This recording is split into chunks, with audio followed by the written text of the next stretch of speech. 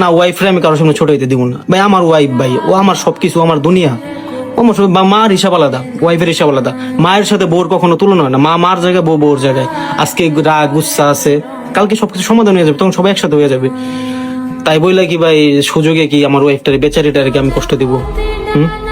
সে আমার প্রতি বিশ্বাস করে আসছে, যদি আমি এখন আমার পরিবারের কথা শুনে তার সাথে খারাপ ব্যবহার করি, তার গায়ে হাত তুলি, তাহলে ভালোবাসা কই রইলো? বিয়ের আগে যে তারে কত আশা দিছি, কত ভরসা দিছি, জান আমি তোমাকে দেখে শুনে রাখি, জান তুমি কোনো চিন্তা করো না, আমি তোমার পাশে আছি, জান কেউ তোমার কিচ্ছু বলতে পারবো না আমি থাকা অবস্থায়, যদি আমি না থাকি এটা হিসাব আলাদা। এইসব কথাগুলো যখন তাকে বিয়ের আগে বলতাম, তো বিয়ের পরে কি কথাগুলোকে রাখা আমার উচিত না? হ্যাঁ, রাখতে যেমন কষ্ট হয়েছে, আমার বাপ মার চোখে আমি খারাপ হয়েছি, আমার ফ্যামিলির চোখে খারাপ হয়েছি, আত্মীয় স্বজনের চোখে খারাপ হয়েছি। আমি আমার ওয়াইফ রে কারোর সামনে ছোট হইতে দিই নাই।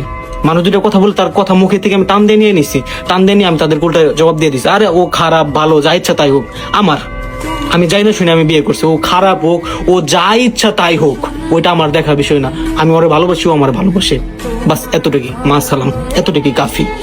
তাহলে বিয়ে করছে, আমি থাকবো, আমি মেয়ের সাথে, আমার বাবা মা থাকবে না, বা আত্মীয় স্বজন আশেপাশে মানুষ এরা থাকবে না, আমি থাকবো। আমার দেখতে হবে আমার লাইফে ওর সাথে আমি কতটুকু অ্যাচিভমেন্ট, কতটুকু গ্রো করতে পারি। আলহামদুলিল্লাহ, আমার লাইফে মেয়ে আসার পর আমার জীবন অনেক পরিবর্তন হয়ে গেছে, অনেক।